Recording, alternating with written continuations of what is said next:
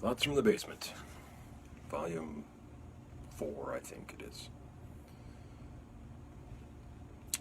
This one is called You Just Can't Possibly Understand Me, or Relate to Me, because you haven't gone through what I've gone through.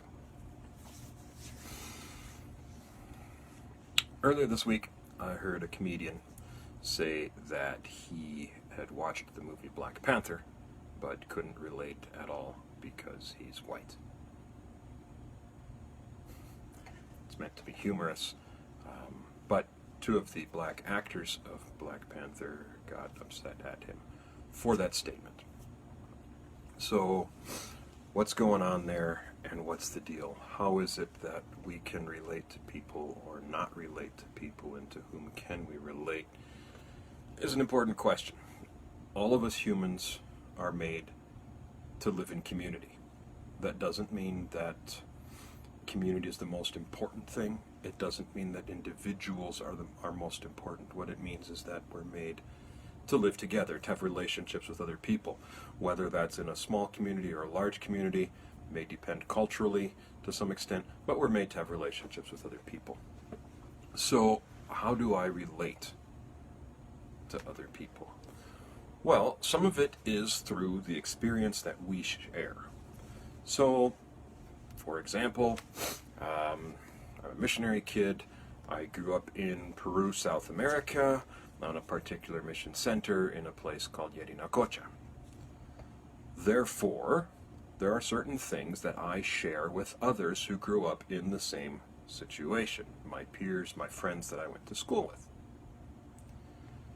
I also share some of those same things with people that I have never met in person, but whom also grew up in that place, but are either older or younger than myself. Then there are some experiences that I share with people who are also missionary kids, but grew up in other tropical countries, and we can keep making this go out farther and farther. So those are people I can relate to. Now, if I say that because you did not grow up the way that I did, that you can't understand me at all, that wouldn't be correct. Because there are parts of my life that you can understand even without shared experience.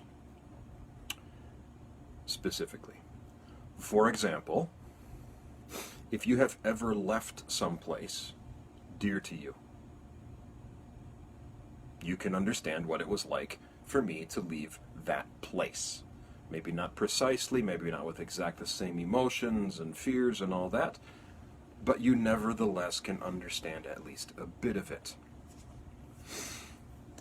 I can understand, to a certain extent, some issues of being a single parent. Not because I am a single parent, not because I'm the child of a single parent, but because I know some single parents and I've listened to them, I've heard them. Also, because I have a heart and I have an imagination, I can imagine, to a certain extent, what it might be like to be a single parent. Now, do I know precisely what it is through my own experiences? No, not at all. But in our society, I think we look too closely at experiences. We overweight our experiences and say, if you don't have my experience, you can't understand me. But that leaves out the human capacity for sympathy through imagination. I have, in my life, come to understand other people better, even if they don't share my experiences or I don't share theirs, simply by listening to them, seeing the emotions in their eyes, in their mouths, their faces, their bodies, or reading about it. I have come to understand, at least here, and somewhat here, certain things about humanity and how we live as humans. This has helped me then to relate to people who have gone through things that I have not gone through. This is important. If I get a PhD, and I'm very proud of that PhD. I'm very happy with how hard I worked. And you come to my party and say, oh, congratulations on getting your PhD, and I say, you have no idea what it's like. You have no business congratulating me. what would be up with that? I mean, that's not acceptable. I need, whether you have a PhD or not, to accept your congratulations with whatever amount of understanding you have. Otherwise, I isolate myself from the relationship with you and the community that we can form. Now, of course, there's a place for how to express sympathy without being immature or dumb or silly. When I was about third grade, a friend was playing over at my house and found out that his uncle had died. I think it was even his favorite uncle. He, of course, was crying, and I, with all my third grade wisdom, said, "Oh, I know what you're feeling. We had to get rid of our dog." I'm more mature than that now. I know not to respond that way when someone has a family member die. I still think my heart was right, though. I was trying, in my third grade way, to reach out to my friend in the best way that I understood about something sad. And the saddest thing I could think of was that we had to give our dog away. Now, the giving away of a dog and the sadness it caused in me is not close to the sadness that my friend felt by the death of his uncle. But at the same time, there's that sense of loss that I could catch just a little bit, and that helped me to sympathize a little bit with my friend and the death of his uncle. Now, I've matured, and like I said, I'm not going to tell somebody whose husband dies or whose wife dies that I understand because, we've had a guinea pig die recently. That's not how it works.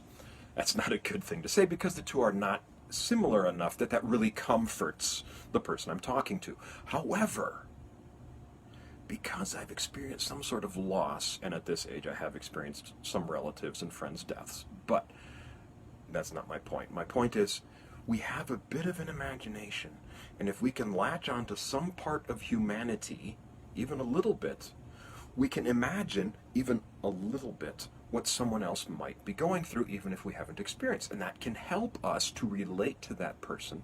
It can open our ears to that person or that other community so that we can understand them better. Now, back to Black Panther.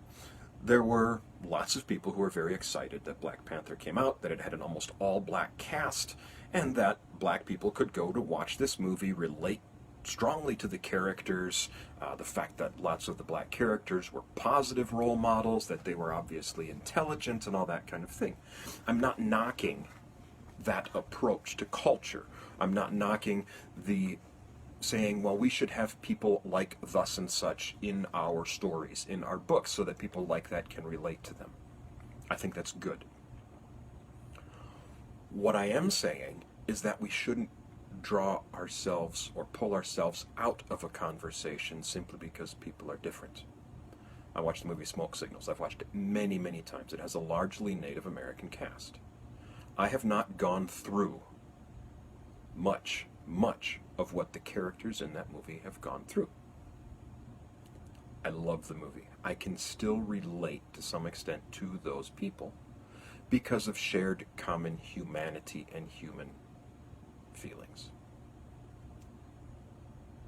So, while it is good to put people on screen, to put people in stories that people can relate to because of skin color, because of culture, and while we still need to work with those differences, it's important to see our similarities and realize that just because my experience is different than yours doesn't mean we can't relate, or that I can't use my imagination and my heart and a certain amount of human sympathy to feel with you and for you in whatever you might be going through.